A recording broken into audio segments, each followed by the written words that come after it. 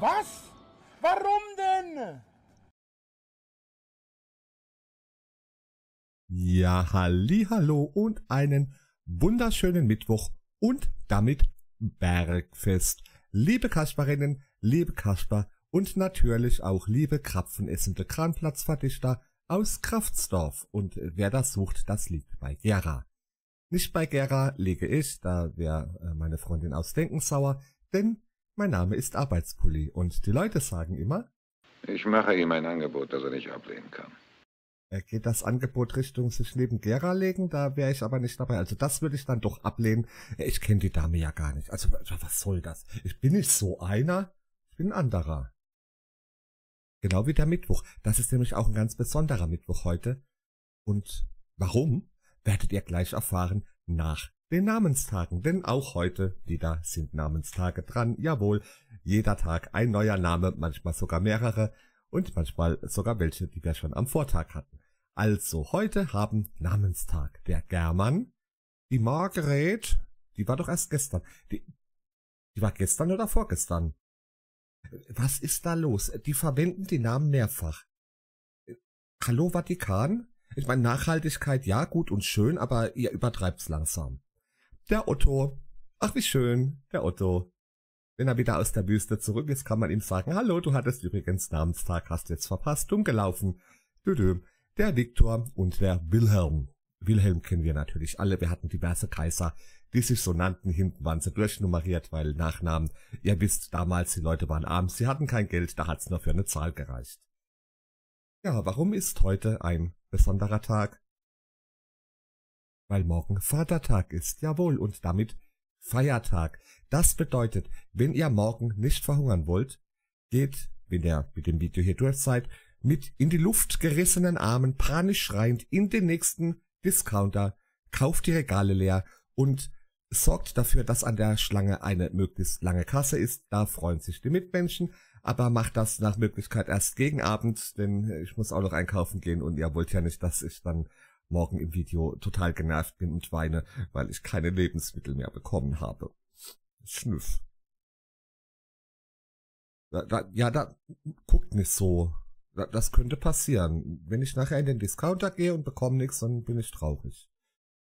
Und wisst ihr, was mich dann wieder fröhlich macht? Wenn wir uns den Klassiker ansehen. Und das machen wir jetzt, also mehrere sogar. Wir machen einen Zeitsprung. Ihr wisst ja, wir haben ein paar Videos aus 2014 nachgeholt in unserer Chronologie. Mit dem Nachholen sind wir fertig. Jetzt machen wir einen sogenannten Zeitsprung ins Jahr 2015. Uns erwarten neue Konzepte, neue Frisuren und mehr Ding. Ich bin mal gespannt. Rainer, bist du auch schon gespannt? Ja, dann würde ich mal sagen, lassen wir uns nicht mehr länger auf die Spanne foltern oder wie das heißt und legen direkt los. Ding Dong, und hier geht es auch schon los mit dem Einzelvideo-Trailer zu Drachenbade vom Montag, dem 26.10.2015. Also wir machen einen ziemlichen Zeitsprung. Wir waren, glaube ich, Ende Februar 2014 und jetzt, ja gut, also doch schon einiges. Wolkendingsi 0%, Temperaturen 5 bis 15 Grad und dann sind wir mal gespannt auf den Trailer. Video fällt Edzardler aus. Ja, schade. Ging aber nur 4 Minuten. Dann probieren wir es mal mit dem nächsten. Frag Drache. Star Wars oder Star Trek? Bei mir ganz klar, 1 oder Babylon 5, ja, nee. Also, es hat beides seinen Reiz, aber Babylon 5 ist dann doch meine Top-Serie. Dienstag, 27.10.2015, Wolkendingsi 0%, Temperaturen 2 bis 9 Grad. Und dann schauen wir mal, was seine professionelle Meinung ist. Er ist ja auch im Film Business quasi und da hat er bestimmt einen tieferen Einblick. Gerade auch in das Skriptschreiben und so. Er kennt sich aus. Im Moment, er erfindet sein eigenes Universum. Wer, wenn nicht jemand, der sein eigenes Universum erfindet, ist geeignet, prädestiniert, über Science-Fiction-Serien zu urteilen? Na also.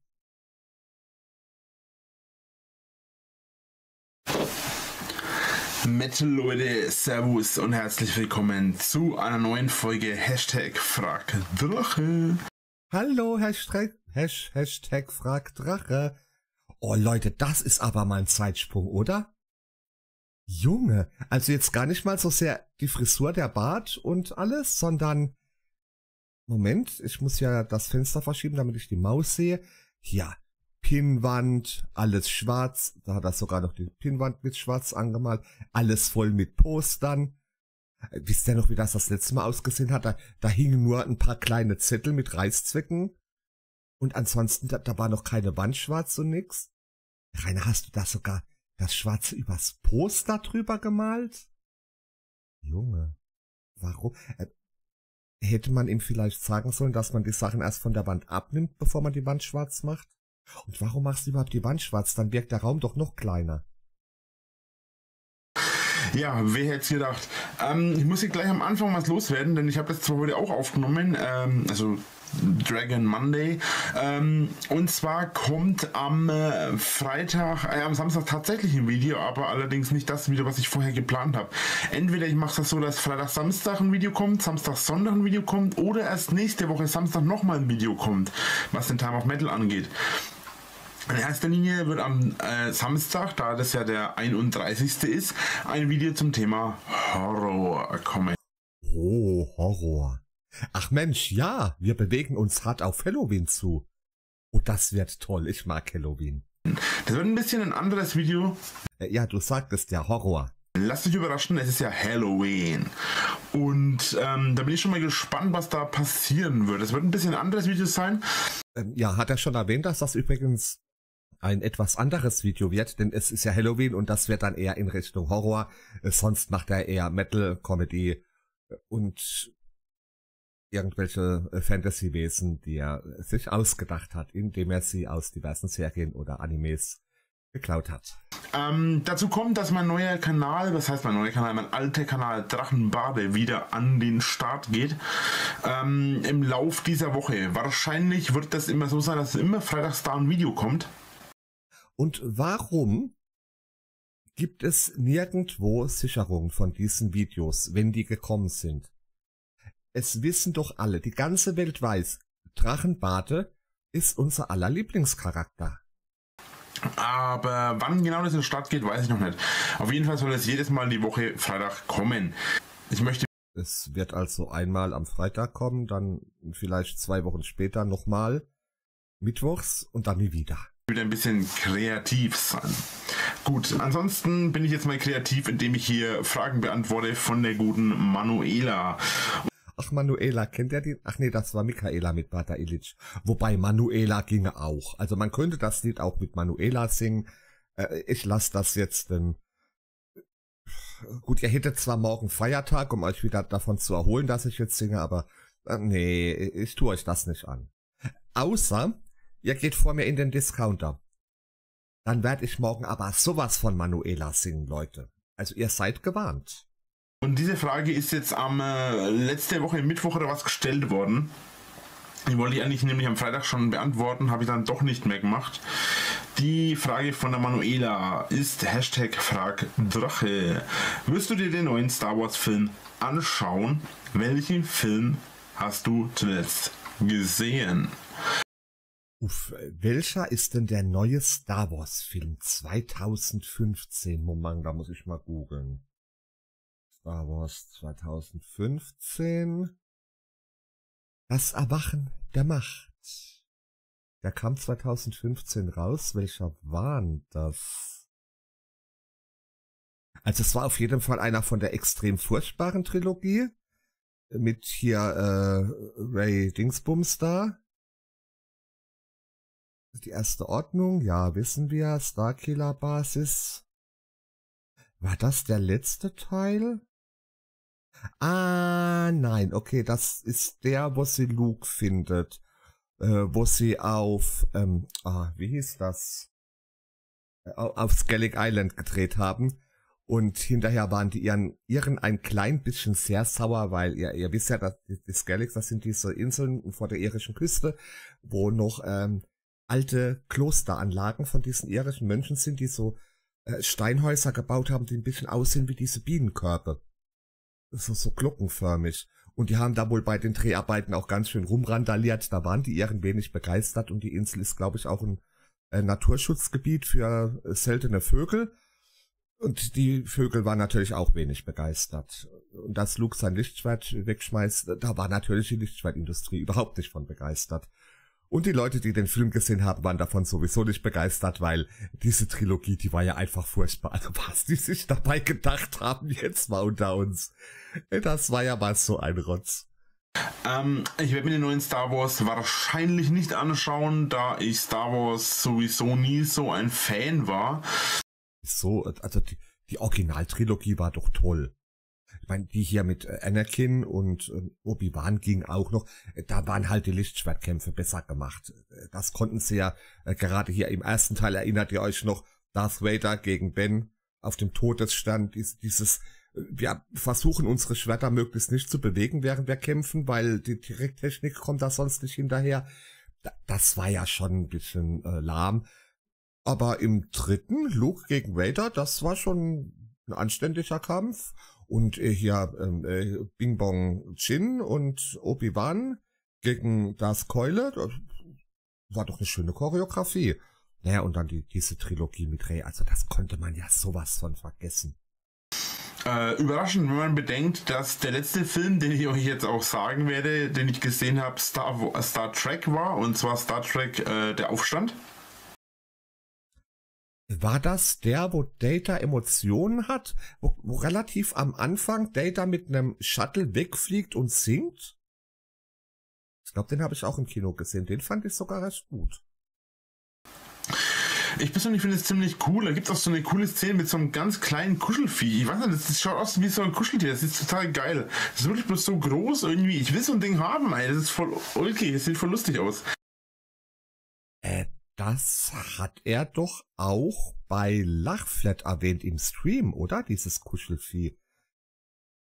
Irgendwie habe ich jetzt gerade Bock danach zu suchen. Moment, ich suche mal. Ich mache ja mal Pause und suche mal nach dem Kuscheltier. So, ich habe mal gesucht und ich glaube, er meint diesen kleinen, putzigen Gesellen. Also die Knopfaugen sind schon relativ süß, der Mund, ja okay, man müsste es mal in Bewegung sehen. Also es gibt auch irgendwie 9 Sekunden Video, habe ich auf die Schnelle gefunden, aber wisst ihr, wenn man jetzt YouTube-Videos hier einblendet, dann gibt's wieder Mecker und so weiter und so fort. Aber was ich gerade beim Suchen gesehen habe, das war, Star Trek Der Aufstand war der, wo Worf wieder in die klingonische Pubertät kommt. Da gibt's eine Szene, die habe ich immer noch im Kopf. Ich habe das allerdings immer in die Serie verortet. Da stehen Worf und Riker im Turbolift und Worf hat wegen der Pubertät einen riesen Pickel in der Fresse und Riker guckt ihn an und meint dann nur so, ihr Klingon macht aber wirklich keine halben Sachen, oder? Das fand ich schön. Worf war natürlich wenig begeistert. Wer hat schon einen Pickel im Gesicht, der größer ist als der Kopf?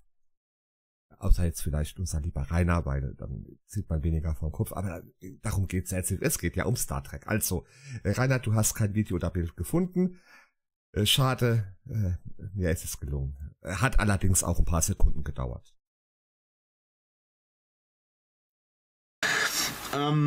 Ja, ansonsten, das war der letzte Film, den ich gesehen habe. Ach so, wo er gerade ansonsten sagt. Wir haben ja einen Was-Counter. Also ich hätte noch ein paar Zeilen frei für Counter. Also theoretisch könnte ich so viele Counter einbauen, wie ich lustig bin. Was für Counter brauchen wir denn noch für ihn? Ich habe nämlich auch mit rausgefunden, dass ich über Deckboard durchaus auch Makros anlegen kann für Counter.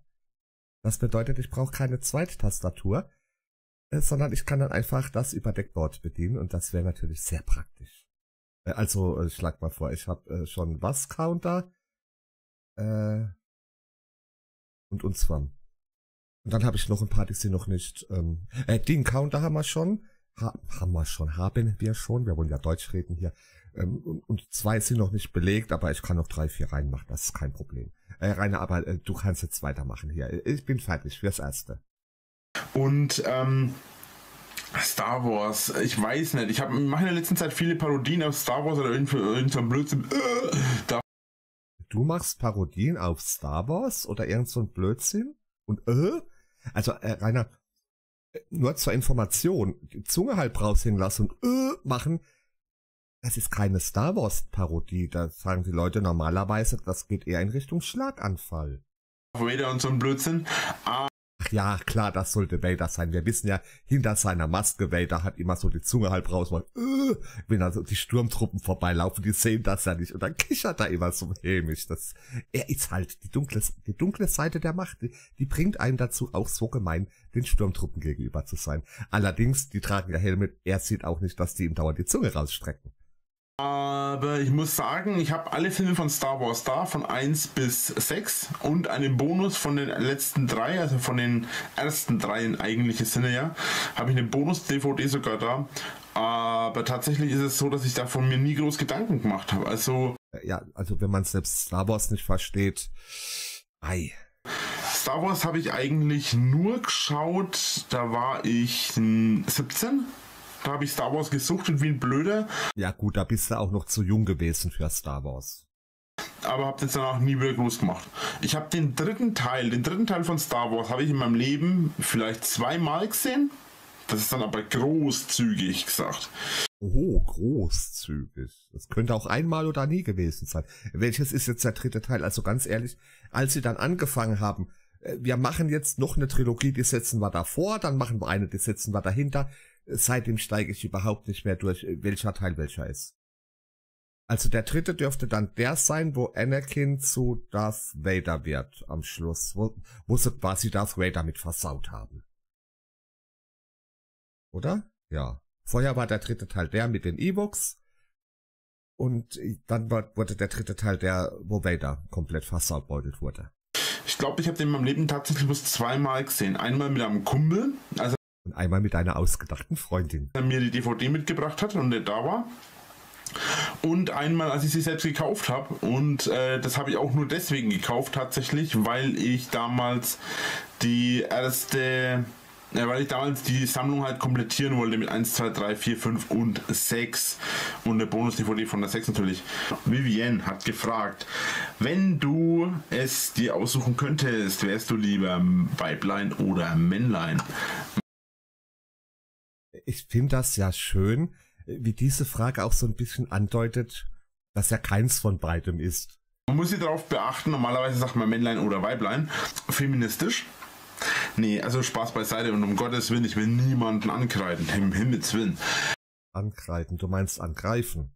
Nein, also antatschen. Tatsächlich habe ich mir echt oft überlegt, eine Frau zu sein oder ich wäre gerne eine Frau, aber nicht aus dem Grund, warum jetzt viele denken, oh, Titten, weil die Titten habe ich auch. Nein, es geht tatsächlich nicht einmal um den sexuellen Hintergedanken. Ja, gerade bei ihm glaube ich das. Also bei einem anderen Mann, wenn jetzt irgendein anderer Mann gesagt hätte, ich fände es einfach mal interessant, für einen Tag oder eine Woche oder einen Monat oder ein Jahr eine Frau zu sein. Dann würde ich natürlich vermuten, ja klar, der will sich selbst an den Hupen schrauben und so. Aber bei Rainer, nee, der macht das wahrscheinlich wirklich einfach, um die Erfahrung zu haben. Wie ist das, wenn man, Frauen haben ja doch schon auch ein bisschen eine andere Wahrnehmung als Männer, können nicht rückwärts einparken und all sowas. Wie ist das, wenn man so lebt quasi? Ich will jetzt nicht sagen, mit der Einschränkung eine Frau zu sein, weil das wäre natürlich gemeint, sowas. Das würde ja keiner sagen. Auch nicht im Spaß. Und bei mir wäre es natürlich Spaß. Allein schon, weil meine Freundin Ausdenken hört das Video und die würde mich ja dann hinterher wieder hauen. Ich habe nicht gesagt wieder, also sie würde mich dann hauen zum ersten Mal. Und es wäre natürlich verdient. Sondern es geht in erster Linie tatsächlich gerade noch gerettet. darum, mich würde das echt mal interessieren, wie es ist, ein Leben in sich selbst auszutragen. Ach so, also das wäre was, da hätte ich gar keinen Bock drauf. Ja, ganz ehrlich, das wäre was. Es mag sich bestimmt toll anfühlen, wenn man merkt, oh, da ist jetzt Dings, das fängt an sich zu bewegen und so. Ich glaube, ich habe das auch schon mal erzählt. Ich war mal, da war ich noch Jugendlicher beim Friseur und damals waren weibliche Friseure meistens Frauen. Also Friseure meistens weibliche Frauen. Also wenn man zum Friseur ging, waren die Personen, die einem die Haare geschnitten haben, meistens Frauen, so rum. Und die war sozusagen schwanger. Und das schon in ziemlich fortgeschrittenen Stadium, also die hatte schon ordentlich Bauch vorne Und das Kind hat sich auch bewegt. Und um mir die Haare zu schneiden, musste sie natürlich relativ nah ran, allein schon kurze Arme, dicker Bauch. Und ich hatte dann quasi den Bauch direkt am Hinterkopf und habe dann am Hinterkopf immer gespürt, wie sich das Baby bewegt hat.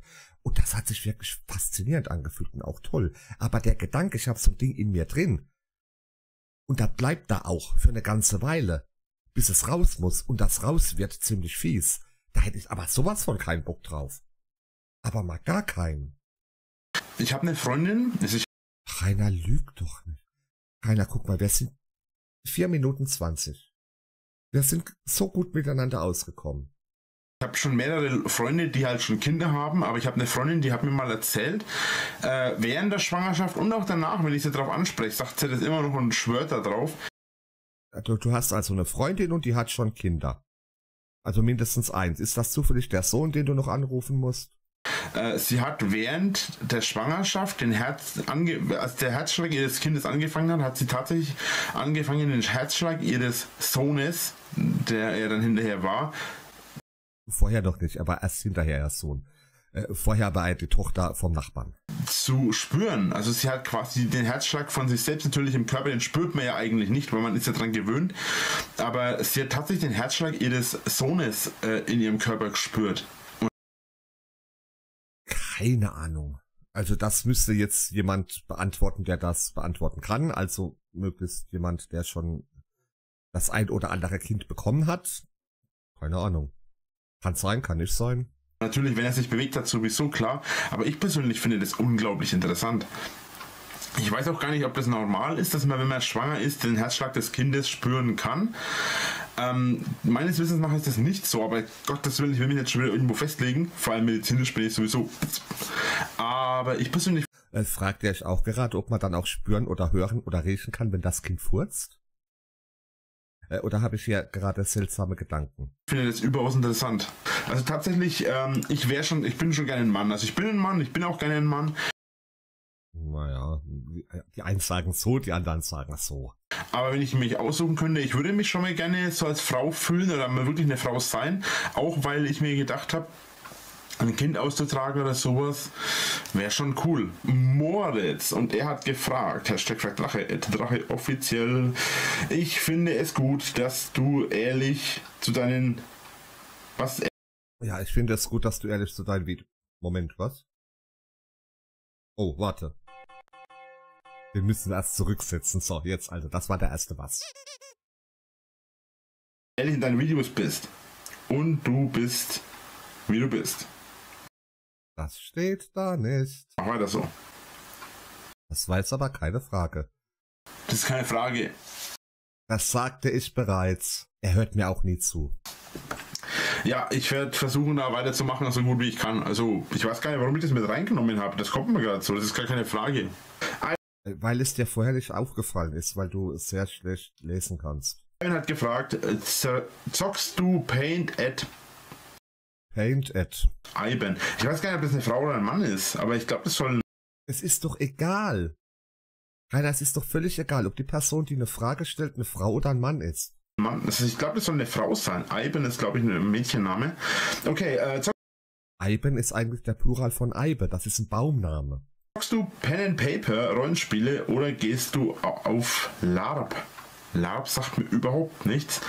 Würdest du ein TS Pen and Paper streamen? Finde ich super. Oh ja, ich auch. Also ich würde den so gern mal in der Pen and Paper Runde erleben. Allein schon, wenn er komplett damit überfordert ist, den Charakterbogen zu lesen und dann wie immer hohl rotiert, weil sein Charakter nicht der unfassbare Superheld ist, der in jeder Situation völlig overpowered ist und wenn er dann auch noch schlecht würfelt. Ui, das wäre lustig. Weil ich habe ja schon etliche wirklich schlechte Spieler erlebt, also mit Spieler, das war... Also wir hatten mal einen, den haben wir dann nur Mason Chain genannt, weil sein einziger Beitrag an so einem gesamten Abend war, er ist hinter der Gruppe hergelatscht und wenn es irgendwo einen Kampf gab, ich zieh meine Mason Chain und hau drauf. Also Waffe ziehen, draufhauen, das konnte er ansonsten null Beitrag, gar nichts. Und er hat die Waffe nie weggesteckt und irgendwann haben wir gesagt, der Junge muss den ganzen Leiterwagen mit Waffen hinter sich herziehen. Und, und er wäre da noch schlimmer, garantiert. Auf jeden Fall Pen and Paper wollte ich schon immer mal zocken, weil ich das auch interessant finde, die ganze Situation mal so Rollenspiel. Die Situation. Außerhalb vom PC oder so zu spielen, fände ich mal sehr faszinierend. Dann geh doch mal auf den Lab, da kannst du das auch außerhalb vom PC. Wobei ich bei Labs halt immer ein bisschen problematisch finde, da ist man wieder ein bisschen mehr eingeschränkt von dem, was man darstellen kann. Also jemand, der jetzt zum Beispiel wirklich im Rollstuhl sitzt, der kann da schlecht einen Krieger darstellen. Weil Aufstehen und Kämpfen geht schlecht. Und im Pen und Paper, da kannst du halt wirklich sein, was du willst. Das ist, also da wirst du nur durch das Regelwerk und deine Fantasie eingeschränkt und das finde ich dann schon schöner. Ich habe auch einen Kumpel, der das gerne machen würde. Einer seiner vielen Kumpels. Aber wenn wir sowas machen wollen, müssen wir immer erst nach Nürnberg oder Fürth oder irgendwo hin und da gibt's alles sowas leider nicht. Da müssen wir erst nach Nürnberg, Fürth. Was? Wieso müsst ihr nach Nürnberg Fürth? Also zur Not kann man Pen und Paper sogar zu zweit spielen. Ist zwar ein bisschen blöd, aber es geht. Dann ist halt einer der Spielleiter und der andere der Spieler. Und ich würde wetten, in Emskirchen gibt's bestimmt ein paar Leute, die entweder selbst spielen oder, wenn sie erfahren, da sucht jemand eine Gruppe, sagen würden, Mensch, eigentlich, Idee, werde ich mitmachen. Und gerade hier Teamspeak, da hast du bundesweit Leute. Da musst du nicht nach Nürnberg oder Fürth für fahren. Und das ist immer jedes Mal so weites Fahren auch. Wir würden das gerne mal umsetzen, aber wirklich gemacht haben wir das beide, glaube ich, noch nicht. Ich glaube, er hat es schon mal ausprobiert. Kann es sein, dass er keine Ahnung hat, was Pen und Paper ist? Wäre das möglich? Würde das auch gerne mal wieder machen.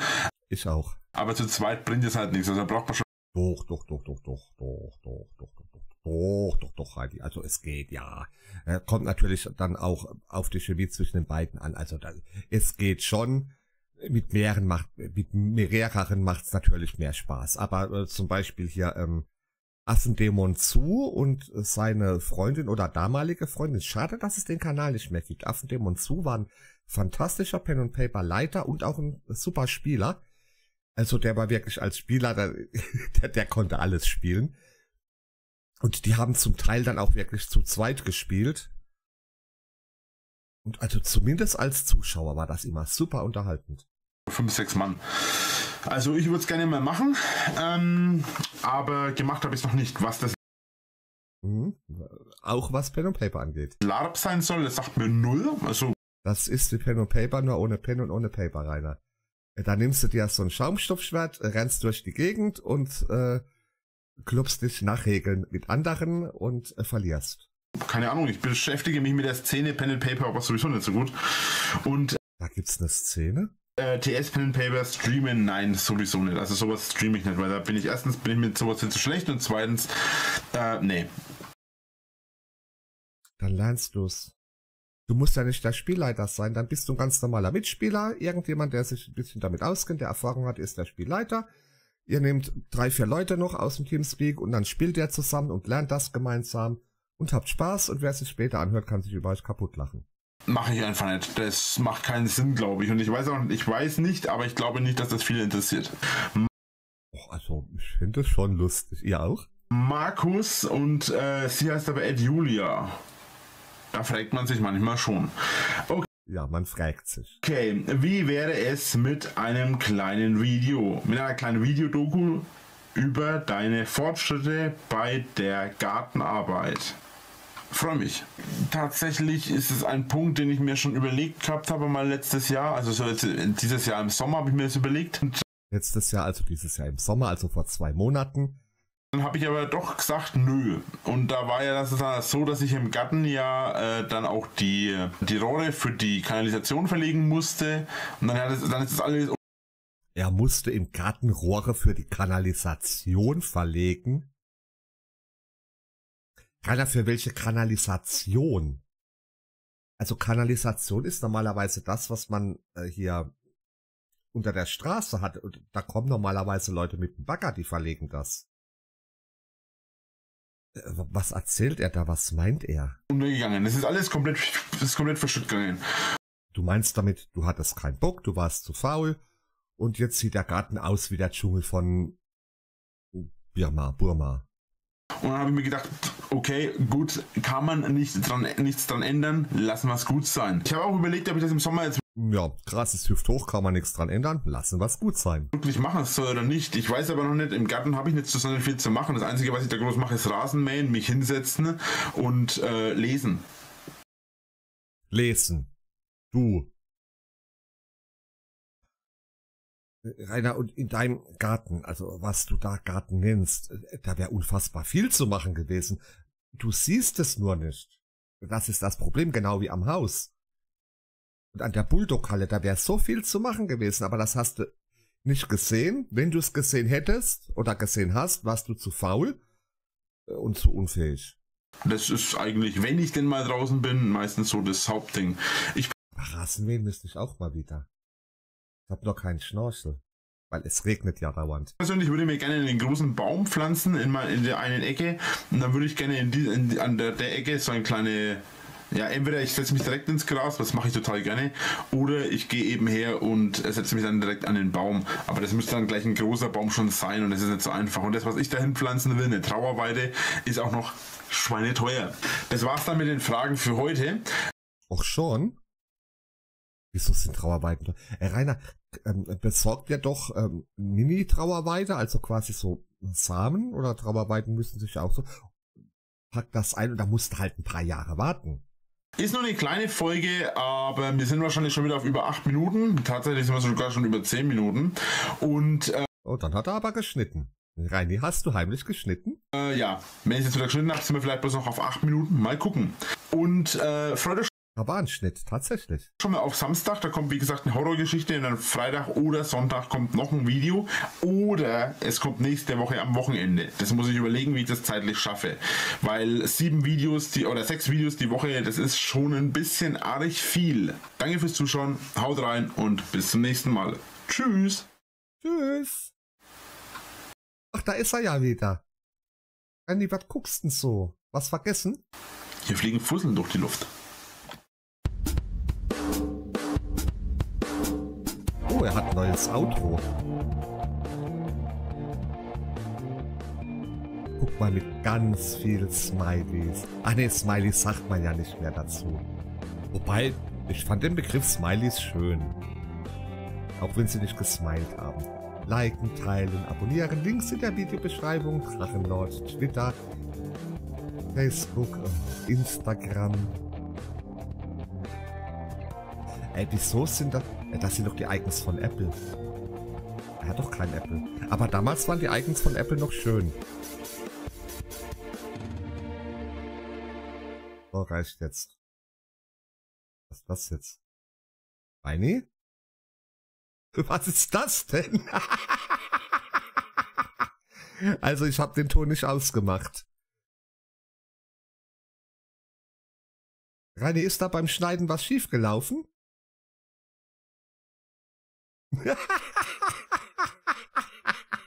Ein Profi bei der Arbeit. Schade, dass ich jetzt nicht Lippen synchronisieren kann.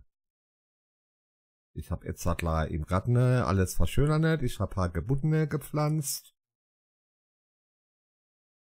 Und dann wollte ich die Gartenhütten abreißen. Aber die war stärker als billige kleine Pseudomettler. Oh, wisst ihr noch das Video, wo er versucht, diesen Holzschuppen da abzureißen und kriegt's nicht auf die Reihe. Ah, das war auch schön. Ah, ich glaube, war das Video oder war das ein Stream?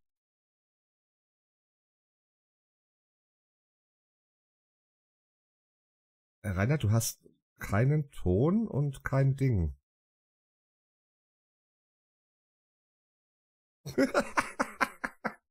Ach, ist aber auch mal schön, oder?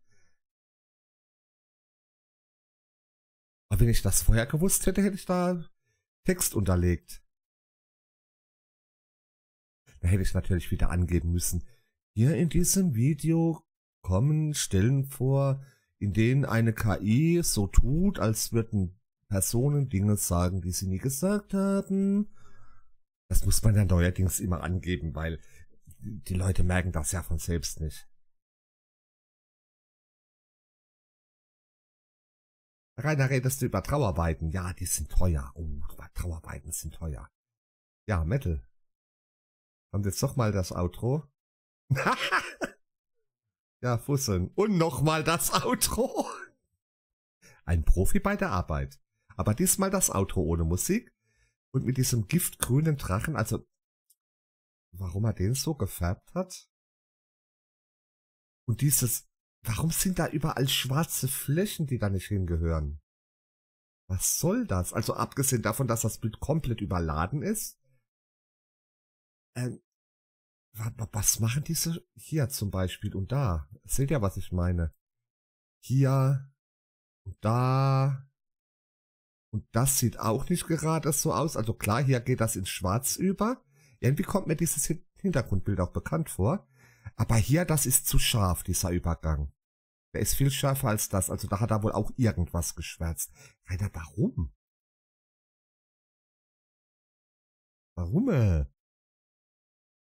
Und wer sind diese beiden da? Moment, jetzt muss ich leider nochmal die Maus rausholen. Hier. Ist das du und Hanne Mayon? So im Traum?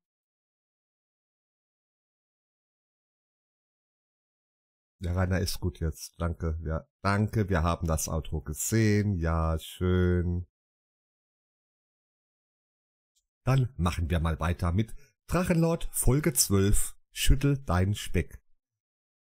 Dein? Heißt das nicht deinen? Na, ist egal. Es geht also ab in die Küche.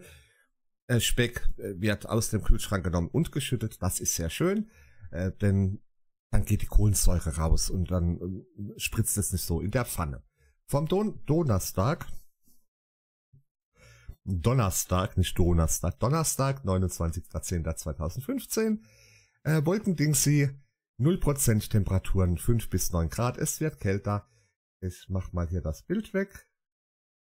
Ja, Bild will ich entfernen. Der rote Rahmen stört mich nämlich. Und jetzt geht's weiter.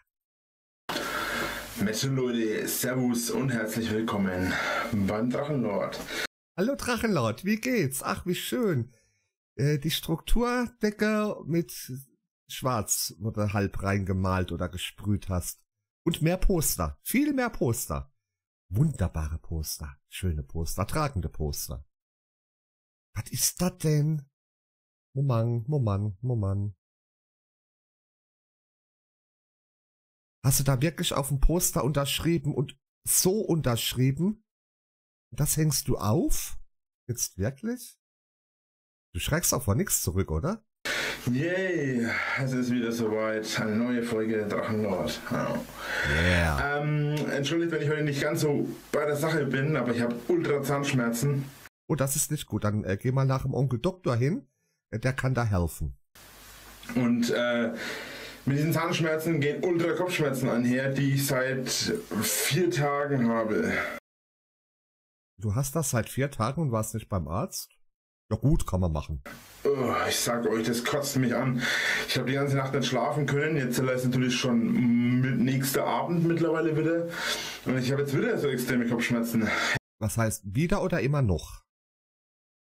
Ah, das erinnert mich an die Mittelohrentzündung, die ich mal hatte. Das war vielleicht fies. Also trotz dann Tabletten, das war richtig ekelhaft, gerade die Nächte. Konnte vor Schmerzen nicht einschlafen, bis dann die Müdigkeit so stark war, dass sie den Schmerz quasi übertrumpft hat. Dann war ich eine Stunde weg und dann war ich wieder, also dann war der Schmerz wieder stärker als die Müdigkeit, dann bin ich wieder aufgewacht, das ging die ganze Zeit so hin und her und das über mehrere Tage. Das war richtig ekelhaft. Hätte ich das vorher gewusst, hätte ich heute Nachmittag gedreht, als ich nicht so viele Kopfschmerzen hatte. Das ist alles halbwegs. Oh, ich sag euch, das ist brutal. Das zwackt wie die Sau. Es zwackt. Warte mal, von wann war das Video, das wir eben gesehen hatten? Also er hat seit 4 Tagen Kopfschmerzen. Das Video, das wir eben gesehen haben, das war doch nicht älter als 4 Tage, oder? Das war doch maximal, Moment, ich guck mal. Also, Reini, wir haben eben gesehen, Frag Drache, Star Wars oder Star Trek, das war vom Dienstag, jetzt ist Donnerstag. Du hast also vor 2 Tagen ein Video gemacht, da hattest du noch keine Kopfschmerzen und jetzt hast du rasende Kopfschmerzen seit 4 Tagen. Das passt irgendwie nicht. Aber gut, wir wissen ja, wenn man Schmerzen hat, ist auch die Zeitwahrnehmung irgendwie leicht verzerrt. Ich sag mal, 1 Minute im Whirlpool kommt einem auch viel kürzer vor als 1 Minute auf einer heißen Herdplatte. Ihr könnt das gerne nicht zu Hause versuchen, weil A, so ein Whirlpool einbauen, das ist mit Aufwand verbunden, und B, wenn ihr euch 1 Minute auf die heiße Herdplatte setzt, dann schimpft die Mama, weil sie das Ceranfilter wieder sauber machen muss. Davon abgesehen braucht ihr dann neue Flicken auf der Hose, dann kriegt ihr auf die eine Seite einen T-Rex, auf die andere Seite einen Triceratops oder sowas ähnliches, und dann werdet ihr im Schulbus gemobbt, und das will ich natürlich nicht. Ich lege ja Wert darauf, dass es meinen lieben Kasparinnen und Kaspern gut geht, und natürlich auch den Krapfen essenden Kranplatz hatte ich dann aus Kraftsdorf, natürlich. Gut, bevor ich jetzt groß rumlaufe, fange ich mal einfach direkt an. Es wird sich in der nächsten Zeit bei mir viel ändern und noch ein paar andere Sachen. Darauf werde ich am Montag eventuell nochmal eingehen, aber abgesehen vom Montag werde ich auch im Laufe der Woche nochmal darauf eingehen, oder nächste Woche. Das wird sich in den nächsten Monaten... Mal gucken, ob er im Laufe der Woche, ich habe das Dokument ja noch offen. Nein, Rainer. Also es wird diese Woche noch ein Video kommen. Und zwar der Albtraum Halloween mit Drache Folge 1. Und ja, Folge 2 gibt's nicht.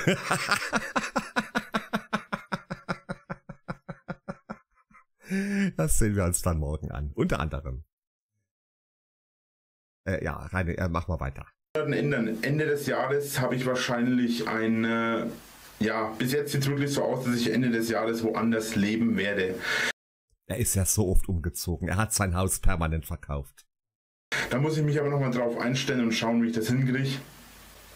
Naja, also du verkaufst dein Haus an die Stadt und dann wartest du, bis die Stadt sagt, hallo, lieber Rainer, wir haben dein Haus ja jetzt gekauft. Hier ist dein neues Haus. Wir tragen dir jetzt deine Möbel und dein ganzes Geraffel rüber. Mach du in der Zeit weiter, was du auch immer machst da, streamen, daddeln oder sonst was. Und danach tragen wir dich dann mit der Sänfte in dein neues Haus und dann kannst du von dort aus weiterarbeiten. Ne? Ich glaube, so hat er sich das damals vorgestellt, als er die Bude verkauft hat. Und deswegen machen wir jetzt hier noch nicht den großen Aufriss deswegen. Ich wünsche euch viel Spaß mit dem Intro und ja, wir sehen uns dann gleich nach dem Intro mit den ersten Kommentaren. Laut.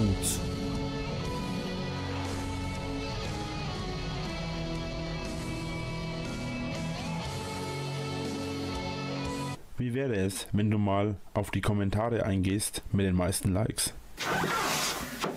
Oh, der Boden quietscht. Reini, wie wäre es, wenn du den Boden ölst? Gut, ich bezweifle zwar, dass es irgendwas an meiner Qualität ändert, aber wenn du so möchtest, bitteschön, heute mal mit den meistgeklickten Kommentaren. Nicht Die meist gelikten Kommentare, Rainer. alle von denen haben die höchste Bewertung, aber ich habe es so gemacht, dass ich einmal wegen so eine absteigende Stufe habe. Er hat eine absteigende Stufe. Er hat sich quasi aus den Likes ein Treppenhaus gebaut. Das ist toll. Der erste hat jetzt über 100 Likes und ich habe mir gedacht, wir machen es jetzt so, dass die anderen immer ein bisschen weniger haben. Aber immer mache ich das nicht, weil es soll jeder die Möglichkeit bekommen, in das Video zu kommen. Rainer, auch wenn du nur die Kommentare mit den meisten Likes machst, hat jeder die Möglichkeit, in das Video zu kommen, weil jeder die Möglichkeit hat, den Kommentar zu schreiben oder unter den Kommentaren zu sein, die die meisten Likes haben. Und aufgrund dieser Tatsache, wenn ich nur Likes nehmen würde, würden nur die Leute reinkommen, die dann halt Likes haben und das ist blöd. Ach so, ja gut, das ist dann natürlich ein Problem. Wenn man nur die Kommentare nimmt, die geliked werden, kommen nur die Kommentare, die Likes haben. Das, ja gut, da habe ich jetzt nicht dran gedacht. Klar, das ist ein Ding. Ich habe keine Ahnung, was für ein Ding, aber irgendein Ding ist es. Blödsinn. Ich nehme einfach normalerweise die rein, die mir halt interessant vorkommen oder für die mir auch was einfällt. Das habe ich auch heute gemacht, aber dieses Mal habe ich ein bisschen darauf geachtet, ein bisschen die Leute mit Likes zu nehmen. Deswegen wünsche ich euch viel Spaß mit den folgenden Kommentaren. Du musst noch viel öfter aus dem Bild Fatwalk. Fatwalk. Also, wer auch immer diesen Kommentar geschrieben hat, es heißt Wongeln. Und Rainer, da stand nicht Fatwalk. Ernsthaft? Fatwake oder Fatwalk? Fatwalk. Oder wie auch immer das ausgesprochen werden soll. Das ist nicht mal ein Wort. Ich habe nachgegoogelt, ich habe es geschaut. Entweder war Google zu blöd oder ich zu blöd. Auf jeden Fall habe ich Ich nehme Tor 2. So eingegeben, wie du es geschrieben hast. Vielleicht hast du es auch falsch geschrieben. Jedenfalls habe ich dieses Wort nicht gefunden. Keine Definition davon und kein Wort im Allgemeinen. Ja, Rainer, das ist so ein Wort, das gibt's eigentlich im Englischen nicht wirklich, aber jeder, der Englisch kann, weiß, was gemeint ist. Ich schlage dir Folgendes vor. Quasi ein Suitcase-Wort. Du erweiterst dein Vokabular. Wieso soll er sein Vokabular erweitern, wenn er ein Wort benutzt, das du nicht kennst? Erweiter du deins. Und dann sprechen wir nochmal drüber. Warum mache ich hier eigentlich Pause? Er liest doch vor. Mittlerweile ein Trash-Kanal? War das nicht von Anfang an das komplette Konzept? Nein, er hatte noch nie ein Konzept. Prinzipiell hast du recht. Der Großteil von meinen Sachen auf dem Kanal ist Trash. Aber eigentlich soll das Grundprinzip oder das Konzept nicht Trash sein. Es war immer so, sollte aber ursprünglich eigentlich ein bisschen so in Richtung Metal gehen. Ja, also es war immer Trash, aber es war kein Trash. Also, um die Frage zu beantworten, das ist A richtig und B falsch. Mittlerweile mache ich einfach nur noch das, worauf ich Bock habe. Also Trash. Und da ist halt ab und zu mal was mit Metal dabei, manchmal aber auch nicht.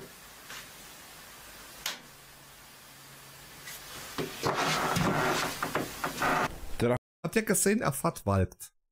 Lord, besteht dein Boden aus Quietschenten?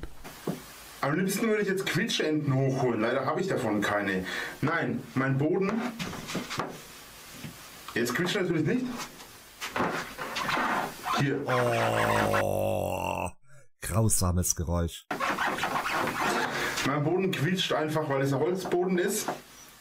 Und wenn Holzboden trocknet und so weiter, und es war noch nicht ganz trocken, Holz allgemein arbeitet ja. Im Gegensatz zu dir, ja. Und dadurch, dass es arbeitet, bewegt es sich und wenn man draufsteigt, fängt es an zu quietschen. Ich dachte immer, Holzboden quietscht, weil die Dielenbretter nicht wirklich fest sind. Und wenn man die dann einfach wieder festmacht, dann, also die haben sich ein bisschen gelöst und dann quietscht das. Wenn man die wieder festmacht, dann hört es auf zu quietschen. Wieder was gelernt, Rainer, danke dafür. Du kannst gar nicht sein Vater sein, weil du ja erzählt hast, dass du noch eine Jungfrau bist. Der Name war schön, Frostfurz. Ja, ich bin in Anführungszeichen noch Jungfrau.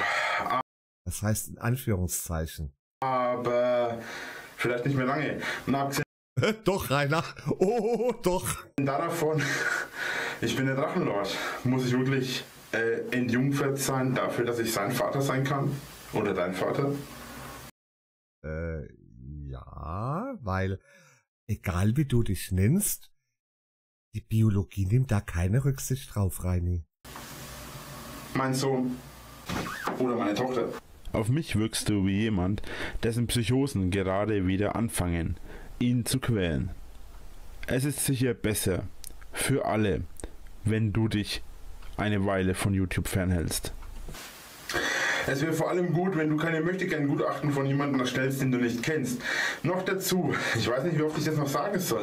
Rainer, das war doch kein Gutachten. Er hat gesagt, er hat sogar, auf mich wirkt es so. Also nicht das ist so, sondern das wirkt auf mich so. Glaubt nicht immer, dass Drachenlord Rainer Winkler ist oder andersrum, dass Rainer Winkler Drachenlord ist. Das sind zwei Charaktere und die eine Person ist real, während die andere Person nicht real ist. Ja, Drachenlord ist real. Rainer Winkler hat das sich ausgedacht irgendwann mal. Als Tarnidentität. Ist so ähnlich wie bei Batman und Bruce Wayne. Bruce Wayne ist ja eigentlich die Tarnidentität von Batman. Also er sieht sich eher als Batman denn als Bruce Wayne und genauso ist es mit ihm. Er ist der Drachenlord und Rainer.w. hat er sich nur ausgedacht, um in diesem sogenannten bürgerlichen Leben unerkannt durch die Gegend zu wongeln, durch die Behörden und so. Lernt man zu unterscheiden zwischen Realität und Unterschieden, also zwischen Realität und Fiktion. Das ist übrigens der sich selbst mit einem Kissen beworfen hat, seinen Sohn anrufen wollte und aktuell ein Universum erfindet, in dem Pudding dauernd Snoo machen will. Nur so am Rande erwähnt. Zu mir sagen immer viele, du weißt ja, wo die Realität ist und wo Wenn ihr Hater-Stimme auf der Bingo-Karte habt, bitte jetzt ankreuzen.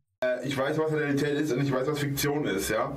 Und es gibt einen Unterschied zwischen der einen und der anderen Sache. Also ihr solltet mal das unterscheiden nennen, bevor ihr auf mir rumhakt, dass ich es nicht unterscheiden könnte, obwohl ich ganz genau weiß, das ist Drachenlord und das ist mein Privatleben.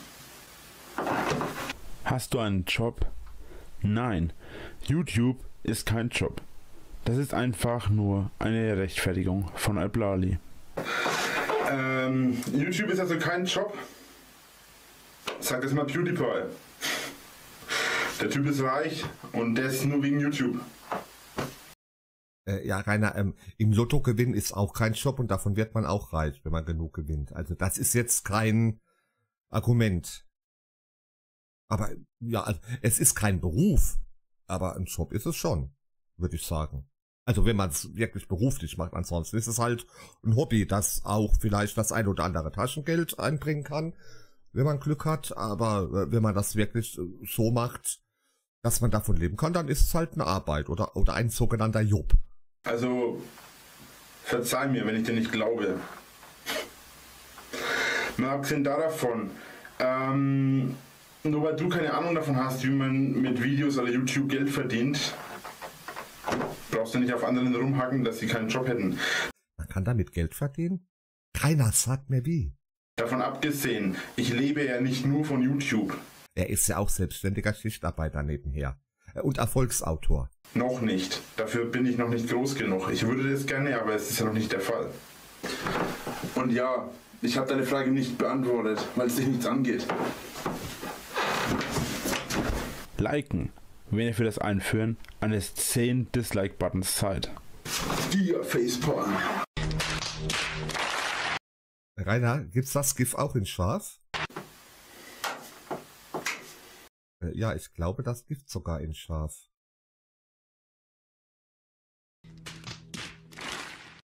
Schau mal einer, guck.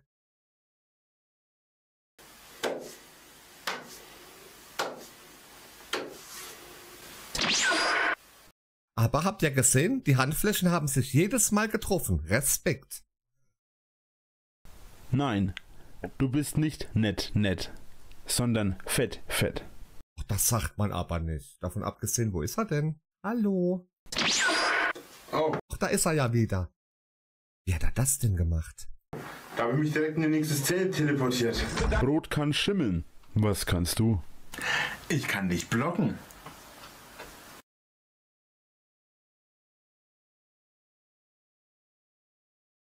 Das ist jetzt aber relativ wenig an Können, Rainer. Tschüss. Und hate bitte niemand anderen. Dankeschön. Rainer, ist dein Stuhl auch aus Holz und arbeitet? Ja, das war's für heute, Leute. Ich weiß, es ist wahrscheinlich absolut für den Arsch. Er hat's wenigstens gemerkt. Ich wollte jetzt euch einfach was bringen, weil ihr es euch auch verdient habt, immer das zu kriegen. Ich habe jetzt schon am mehr oder weniger Dienstag bzw. Mittwoch nichts gebracht. Es kam dann mitten in der Nacht ein Video, das dann für beide Tage gedacht war, weil ich da noch fürs Halloween-Special gearbeitet habe. Trotz rasender Kopfschmerzen. Das muss ich auch noch fertig machen. Ich habe jetzt heute daran gearbeitet, aber bin immer noch nicht daran fertig. Ich muss schauen, dass ich das heute noch fertig bekomme, dass ich es euch dann hochladen kann. Am Samstag kommt das Video für die Halloween-Nacht. Wie es natürlich auch sein soll. Ansonsten dann Freitag wird wahrscheinlich nichts kommen. Ich werde es so machen, dass nächste Woche ein Video kommt. Wie gesagt, es wird sich in der nächsten Zeit bei mir viel ändern im Laufe des Jahres. Ich möchte bis Ende des Jahres hier weg sein. Ja, das wird garantiert klappen. Woanders hingezogen sein. Es hat viele verschiedene Gründe. Es hat unter anderem Gründe fürs Livestreamen, für die Internetverbindung. Es hat unter anderem den Sinn und Zweck, dass ich einfach momentan meine Ruhe von dem ganzen Gehate möchte. Und ja, das wäre natürlich dann praktisch. Wobei das hätte sogar funktionieren können. Also wenn er umzieht, klar, man hätte wieder gewusst, wo er ist. Und auch da wäre dann wahrscheinlich Party gewesen. Aber so in dem Ausmaß, wie es dann an der Schanze war, die war halt wirklich perfekt dafür. Ein freistehendes Haus, ziemlich weit JWD. Ich glaube, wenn er jetzt irgendwo in einem Hochhaus in irgendeiner Wohnung gewohnt hätte, das hätte nie solche Ausmaße annehmen können. Viele hätten gesagt, nee, ich fahre da nicht hin, weil er halt Nachbarn noch mitten im Haus hat. Andere hätten gesagt, ich fahre hin und dann hätten die Nachbarn den Herrn Müller gerufen und ich glaube, dann wäre der auch schneller gekommen. Und was willst du machen, wenn der oben irgendwo im 7. Stock wohnt und du stehst unten und rüttelst am Zaun? Der hört's ja gar nicht. Also da kannst du eigentlich nur Sturm klingeln oder halt bei den Nachbarn klingeln, damit ich einer ins Treppenhaus sitze, dann stehst du im Treppenhaus, machst Radau, dann kommen die Nachbarn raus. Und es wäre wahrscheinlich wirklich deutlich weniger gewesen. Aber ganz weg? Nein. Mich da jetzt in einen Punkt zurückziehen möchte, dass ich meine Videos ganz normal weitermachen kann. Also es wird sich für Drachenlord selbst nichts ändern. Auch für Drachen, ja, Vlog gibt es ja nicht mehr, aber es wird sich für die ganzen Videos an sich nichts ändern. Ich werde die Vlogs... Rainer, es wird sich sogar an deiner Wohnsituation nichts ändern. Das ist mal eine Überraschung für dich, oder? Zumindest noch ein paar Jahre lang. Wieder machen. Ich werde, also irgendwann werden die Vlogs wieder kommen. Jetzt kann ich euch nicht sagen, wann. Vielleicht erst nach Weihnachten, vielleicht davor. Ich weiß es noch nicht. Vielleicht erst im nächsten Jahr, vielleicht erst Mitte des nächsten Jahres, wenn es wieder warm wird. Keine Ahnung. Ich weiß noch nicht genau, was sich alles ändern wird, wie es genau weitergeht, aber es wird sich in den nächsten Monaten viel tun. Also seid gespannt. Für Drachenlord selbst wird sich nichts ändern. Ich werde versuchen, dass ich trotzdem meine 4 Videos jeden Tag hinbekomme. Wenn ich jeden Tag 4 Videos. Dann wirklich so weit bin, dass ich wirklich das Haus verkauft habe, umgezogen bin oder am Umziehen bin, dann sollte man natürlich schon damit rechnen. Also womit rechnen, Rainer? Das ist schon der Fall, dass es da ziemlich viel Tohuwabohu gibt und dann wird es wahrscheinlich auch zeitweise keine Videos geben, auch wenn ich dann versuche, ab und zu live zu streamen und alles, aber... Ob er weiß, dass es passieren kann, dass, wenn man umzieht, man dann Tage, manchmal, wenn es dumm läuft, sogar Wochen warten muss, bis man Internet und Telefon hat? Freut euch schon mal, es wird auf jeden Fall in der nächsten Zeit viel weitere Sachen passieren. So, dann danke ich euch fürs Zuschauen, hoffe, ihr seid beim nächsten Mal dabei. Irgendwie sind die Endcuts immer am längsten. Ich weiß, das ist irgendwie was... Rainer, die haben auch mehr Inhalt als das eigentliche Video, meist. Seltsam. Ja, am Ende habe ich immer noch so viel zu erzählen, oft. Bisschen blöd. Ich werde mich versuchen, in Zukunft kürzer zu halten. Ich danke euch Rainer, was du da gerade machst, ist doch keine Endcard. fürs Zuschauen. Bis zum nächsten Mal. Euer Drachenlord. Und ich hoffe, ihr habt nicht solche Kopfschmerzen wie ich, ey. Tut mir leid. Ciao. Tschüss. Sayonara.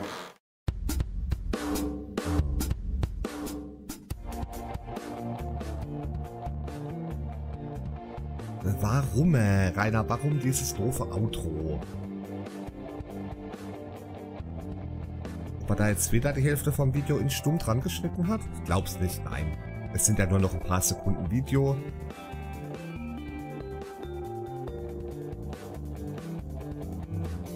Und die Musik passt auch überhaupt nicht zu seinem Kanal. Also, das ganze Bild passt nicht zum Kanal, Rainer.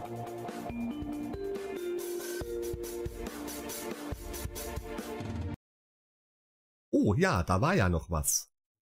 Irgendwie die Schriftart gefällt mir. Die erinnert mich an diese Uralt-Krimis, die es in Schwarz-Weiß gab damals. Ja, dann lösen wir mal auf, wo ich gerade so freundlich von mir selbst dran erinnert wurde, an das Intro-Quiz am Anfang. Das war natürlich, ihr habt es alle erkannt, der Pate.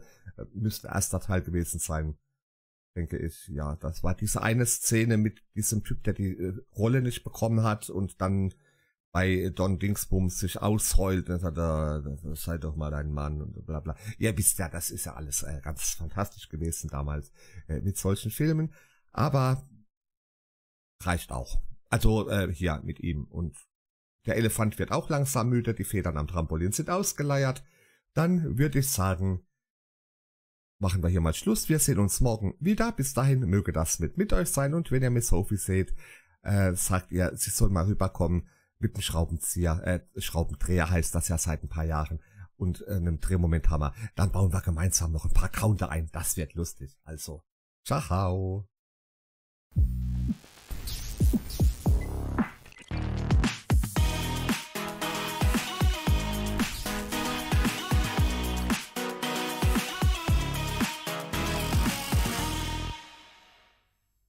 So, schön gemacht, das war's. Morgen ist nichts mehr. Tschüss.